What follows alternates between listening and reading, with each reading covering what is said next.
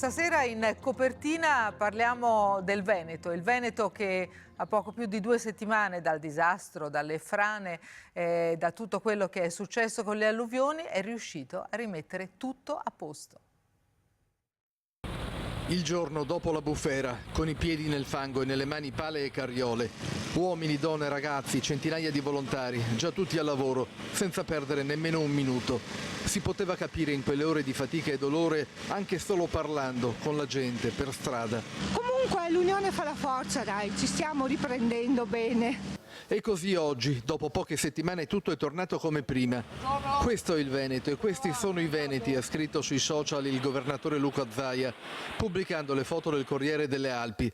C'è il prima e c'è il dopo. Nel Lagordino, nel Cadore, nei paesi di queste vallate di montagna rimaste isolate per giorni, fino a quando gli alberi crollati sono stati rimossi, tolti con le ruspe e i detriti, pulite le strade. È merito della gente che ci dà da fare. Come in Friuli, anche in Veneto la gente si dà da fare, non aspetta l'assistenzialismo. Chi oggi si mette al volante e sale sulle Dolomiti non può non rimanere stupito davanti a quello che vede. Ancor più se aveva percorso queste strade nei giorni successivi alla grande tempesta.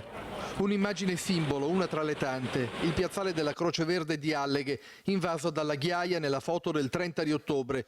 E lo stesso luogo, completamente pulito, nell'immagine scattata il 10 novembre. Ci siamo riboccati le maniche, subito, immediatamente, veramente spettacolari. Poco più di 2 settimane dal disastro, il Veneto che era in ginocchio è di nuovo in piedi.